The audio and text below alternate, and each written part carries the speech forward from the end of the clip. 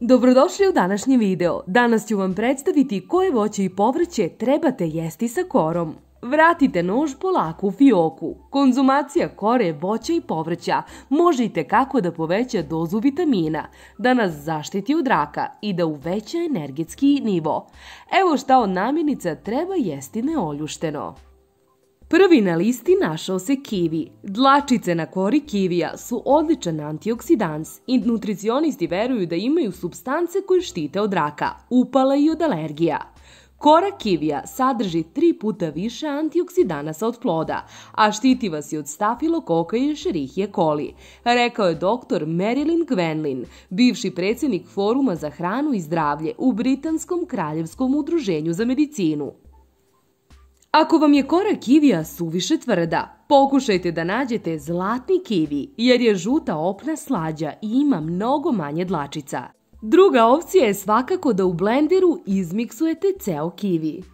Također i ananas, ali nemojte da paničite. Tvrda opna ananasa je zdrava, a ne kvrgava kora. Pored mnogo vitamina C, prednost ananasa je u enzimu bromelain, koji rastvara hranu i brzo je šalje u digestivni trakt, pa tako štiti naš stomak. U opni ananasa ima 2 puta više bromelaina nego u plodu. Kako ćete ga jesti? Pritisnite i zdrobite opnu i dodajte sok koji će umekšati. Na današnjoj listi našao se i brokoli. Mali plodovi brokolija izgledaju privlačnije, ali postoje razlozi zbog kojih treba jesti i peteljke. Peteljke brokolija su manje ukusne od cveta, a u njima ima više kalcijuma i vitamina C, kaže dr. Glenville.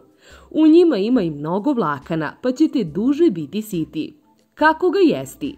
Iseckajte peteljke na tanke tračice i dodajte u propržen ili skuvan brokoli. Sljedeće na listi su banane. Istraživanje sa Tajvana je pokazalo da kora banane leči depresiju jer je prepuna serotonina, hormona koji je zadužen za dobro raspoloženje. Kora je dobra i za oči jer sadrži u sebi antioksidans lutein. On štiti očne ćelije od izlaganja ultraljubičastom svetlu, koje je glavni krivac za pojavu katarakte. Kako ga jesti? Lekari savjetuju da se kora prokuva 10 minuta i da se voda u kojoj ste kuvali ohladi i popije, ili da se izblendira i popije. Beli luk. Kora belog luka u sebi sadrži 6 različitih komponenti, tvrde japanski naučnici. Jedna od najvažnijih funkcija je usporavanje starenja i zaštita našeg srca. Kako ga jesti? Prelijte čen belog luka maslinovim uljem, pa grilujte zajedno sa hranom ili dodajte u jela koje su spremljena u rerni. Citrusno voće. Kora pomorandži i mandarine su moćni antioksidanci koji se zovu superflavonoidi. Oni smanjuju nivo lošeg holesterola, ali ne i dobrog. Antioksidanci iz kore su 20 puta moćniji od ploda. Isto važi i za svo citrusno voće. Bela opna sadrži visoku dozu pektina, a to je vlakno koje smanjuje holesterol i naseljava stomak korisnim bakterijama.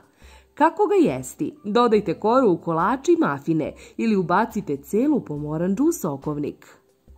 Također i bundeva i tikvica. Bogate su cinkom pa su odlične za zdrave nokte i kožu, a sadrže i antioksidans beta-karoten koji štiti od srčanih oboljenja i raka.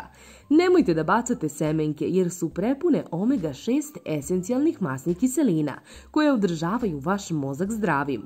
Kako ih jesti? Operite bundevu i tikvicu toplom vodom i pecite u rerni prelivene maslinovim uljem oko 20 minuta. Dodajte u supu i salatu.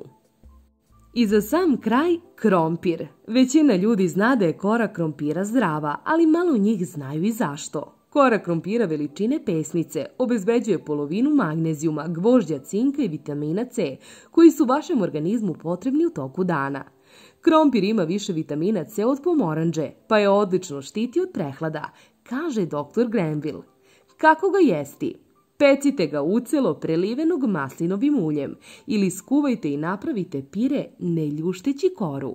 I naravno, ukoliko vam se dopao današnji video i ako ste saznali nešto korisno, ne zaboravite da ga lajkujete i da se klikom na subscribe pretplatite na kanal Vrata zdravlja. Veliki pozdrav!